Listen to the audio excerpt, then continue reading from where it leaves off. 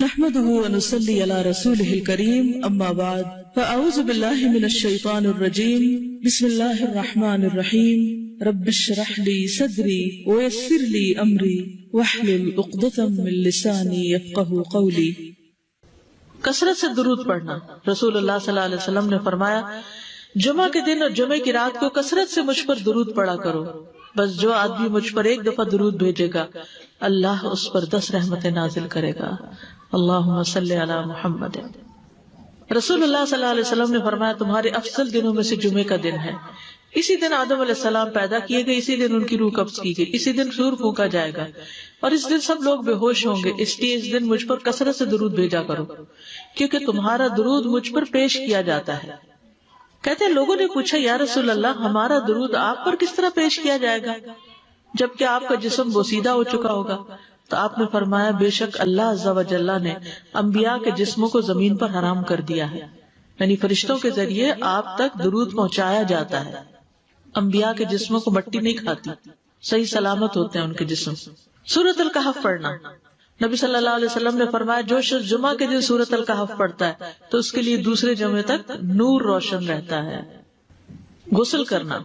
ہر بالغ پر جمعہ کے لیے جانا ضروری ہے اور ہر وہ شخص جس پر جمعہ کے لیے جانا ضروری ہے اس پر غسل ہے، یعنی اس کو لازمی غسل کرنا چاہیے، اللہ ہی کہ کوئی مجبوری ہو۔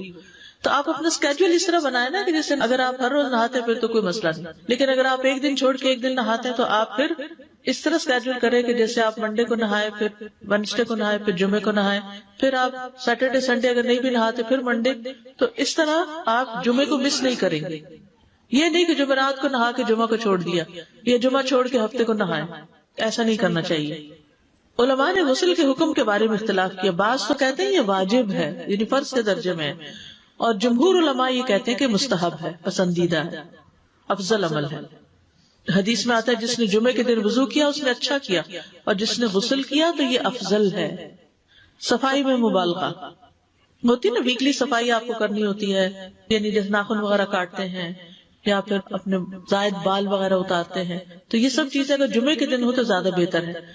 نبی صلی اللہ علیہ وسلم نے فرمایا جو شخص جمعے کے دن اچھی طرح غسل کرے، اچھی طرح سنوار کر وضو کرے، اپنے بہترین لباس میں سے پہنے، یعنی جمعے کے دن باقی دنوں کی نسبت اچھا لباس پہنے، اللہ نے اس کی قسمت میں گھر والوں کی جو خوشبو لکھی ہو وہ لگا لے، یعنی گھر میں جو بھی خوشبو ہے، پھر جمعہ پڑھنے آئے تو لغو کام نہ کرے، 2 آدمیوں کے درمیان جدائی نہ کرے، یعنی 2 لوگ بیٹھے ان کے بیچ میں گھس کے بیٹھ جائے۔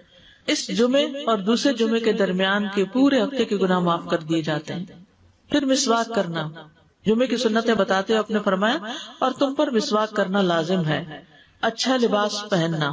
نبی صلی اللہ علیہ وسلم نے فرمایا اگر ممکن ہو تو جمعہ کے لیے اپنے کام کاج کے کپڑوں کے علاوہ 2 کپڑے اور بنا رکھنے میں کیا حرج ہے؟ اسپیشل ڈریس رکھے جو جمعے کو ہی پہن لیں۔ خوشبو لگانا، یعنی خوشبو لگائے، حدیث میں آتا ہے چاہے وہ عورت کی خوشبو سے ہو، یعنی آپ کی اپنی نہیں بیوی کی خوشبو پڑی ہو وہی لگا لو، لیکن لگاؤ۔ تیل لگانا۔ جو شخص جمعہ کے دن غسل کرے اور جس قدر ممکن ہو پاکیزگی حاصل کرے اور اپنے تیل میں سے تیل لگائے یا اپنے گھر کی خوشبو میں سے خوشبو لگائے، پھر نکلے کہ 2 آدمیوں کے درمیان تفریق نہ کرے، جتنی مقدرہ نماز پڑھ لے اور جب امام بات کرے تو خاموش رہے۔ اس جمعے سے لے کر دوسرے جمعے تک اس کے گناہ بخش دیے جاتے ہیں۔ جمعہ کا وقت۔ سورج ڈھلتے ہی جمعہ پڑھنا۔ سورج ڈھلتے ہی جمعہ پڑھنا، اول وقت جمعہ پڑھنا، بہت لیٹ نہیں کرنا چاہیے۔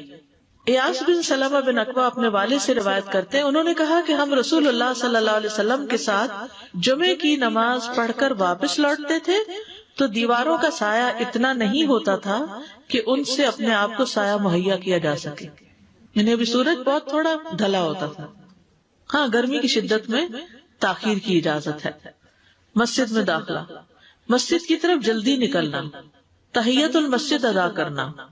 عمر بن دینار کہتے ہیں انہوں نے جابر رضی اللہ عنہ کو کہتے ہوئے سنا کہ ایک شخص جمعہ کے دن مسجد میں داخل ہوا اس حال میں کہ نبی صلی اللہ علیہ وسلم خطبہ دے رہے تھے، تو آپ نے فرمایا کیا تم نے نماز پڑھی؟ اس نے کہا نہیں، تو آپ نے فرمایا کھڑے ہو 2 رکعتیں پڑھو۔ اب یہ بڑا اہم مسئلہ ہے، مسجد میں داخل ہو چاہے خطبہ ہو رہا ہو 2 رکعت پڑھے بغیر نہ بیٹھو، ٹھیک ہے؟ اور یہ کیا ہے؟ دراصل تحیت المسجد، یہ جمعے کی سنتیں نہیں ہیں، یہ کیا ہے؟ تحیت المسجد ہے، اور مختصر پڑھی جائیں، یعنی امام جب خطبہ دے رہا ہو تو چاہیے کہ 2 رکعتیں پڑھے اور دونوں میں اختصار کرے. نماز سے قبل ہلکا بنانے کی ممانعت. مثلا آپ جلدی چلے گئے تو یہ نہیں کہ ایک گروپ بنا کے آپس میں گپ شپ شروع کر دیں، نہیں، سیدھے ہی لائنوں میں بیٹھیے. انتظار کا وقت کیسے گزاریں گے؟ نفل پڑھ کے بیٹھ گئے، ذکر اذکار کریں، قبلے کی طرف رخ کر کے لائنوں میں بیٹھے. ہلکا نہیں بنائے، بیٹھ کے خرید و فروخت نہیں کریں. تاخیر سے آنے پہ گردنیں پھلانگ کے نہ آگے جائیں. رسول اللہ صلی اللہ علیہ وسلم نے فرمایا ٹیک لگا کے مت کھاؤ. یہ عام ایک ادب بتایا، یعنی اس طرح ٹیک لگا کے نہیں کھاؤ، کھانے کے وقت سیدھے ہو جاؤ. چھنے ہوئے آٹے کی روٹی نہ کھاؤ، میدا. مسجد میں کوئی جگہ مقرر نہ کرو کہ یہ میری جگہ ہے، آپ کیوں آج یہاں کھڑی ہوگی، کہ تم اسی میں ہی نماز پڑھو. کچھ لوگ ہوتے ہیں نا آ کے مخصوص جگہ ہی پڑھتے ہیں، اگر کوئی اور وہاں ہو جائے ڈسٹرب ہو جاتے ہیں. اور جمعہ کے دن لوگوں کی گردنیں نہ پھلانگو، ورنہ اللہ تمہیں قیامت کے دن لوگوں کے لیے پل بنا دے گا. کیونکہ بہت اذیت کی بات ہے نا، بیٹھے ہیں لوگ باقاعدہ بازو کا کندھوں پہ ہاتھ رکھ کے اس کو تنگ کر اس کو تنگ کر، تو یہ نہیں کرنا چاہیے. اگر آپ کو اٹھنا بھی پڑ گیا بیچ میں تو واپسی پہ پیچھے کھڑے ہو جائیے، اگلی لائن مل جائے گی. جی یہ تو بہت ضروری بات آپ نے کی کہ جب لوگ مسجد آئے تو پہلی صف میں بیٹھے، یعنی پہلی چھوڑ کے آخری میں بیٹھ جائیں اور پھر لوگ ان کی گردنیں پلانگتے رہیں، دوسروں کے لیے فتنہ بننا.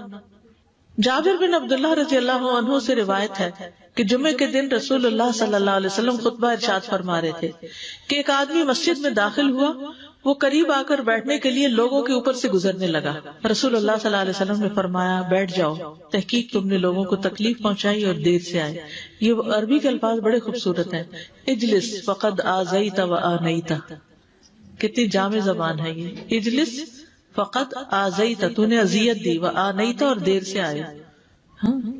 تو اس سے منع کیا گیا. کسی کو اس کی جگہ سے نہ اٹھانا. جابر رضی اللہ عنہ نبی صلی اللہ علیہ وسلم سے روایت کرتے ہیں، آپ نے فرمایا تم میں سے کوئی شخص جمعہ کے دن اپنے بھائی کو کھڑا نہ کرے کہ پھر دوسری طرف سے آ کر اس کی جگہ پہ خود بیٹھ جائے، بلکہ جو آئے وہ کہے جگہ کشادہ کرو، ہمارے لیے بھی جگہ بناؤ. یہ کہے. خطبہ جمعہ اور اس کے آداب. خطبہ جمعہ کی اہمیت. جب اذان ہو جائے تو کیا کرے انسان؟ مسجد کی طرف دوڑ پڑے. تو مسجد میں جماعت تو نہیں ہو رہی ہوگی، پہلے کیا ہو رہا ہوگا؟ خطبہ ہو رہا ہوگا.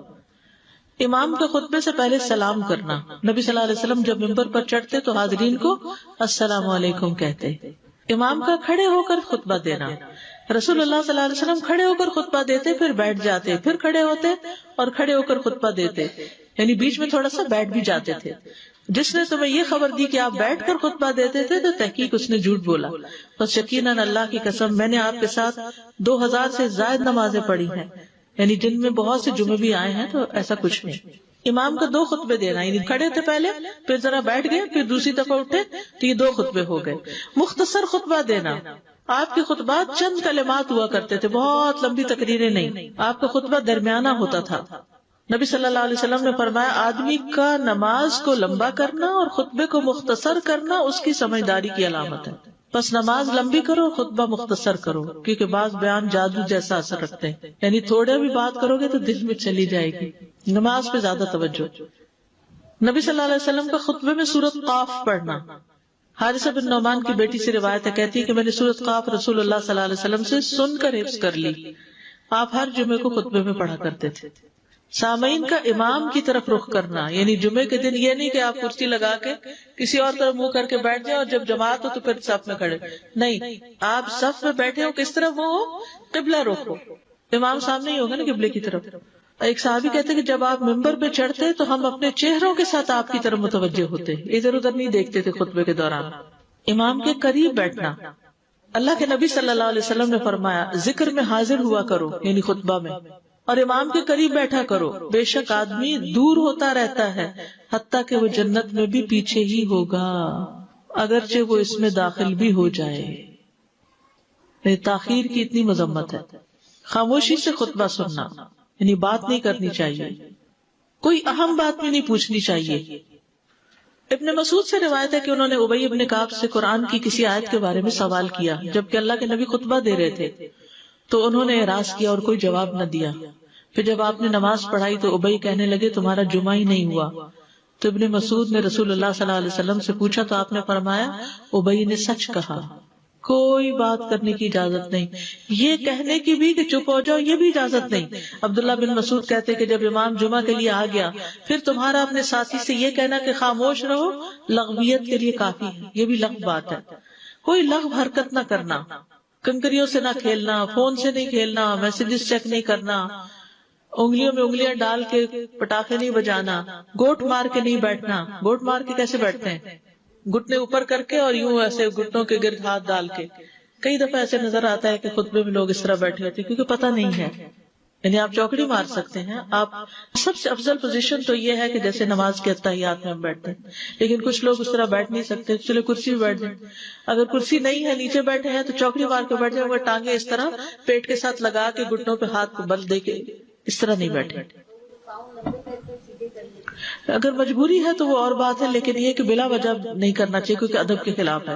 اونگ آنے پر جگہ بدلنا، نبی صلی اللہ علیہ وسلم نے فرمایا اگر جمعہ کے دن کسی کو مسجد میں اونگ آنے لگے تو اپنی اس جگہ کو دوسری جگہ سے بدل لے، کہ بعض اوقات ایسا ہوتا ہے نا خطبے کے وقت بڑی سکینت ہوتی ہے اور آخری خطبہ تو آپ نیند میں ہی سنتے ہیں۔ نماز جمعہ کی رکعت 2 رکعت ہے فرض، بس جمعہ کی نماز 2 رکعتیں ہیں اور ان دونوں میں قرات ہوتی ہے۔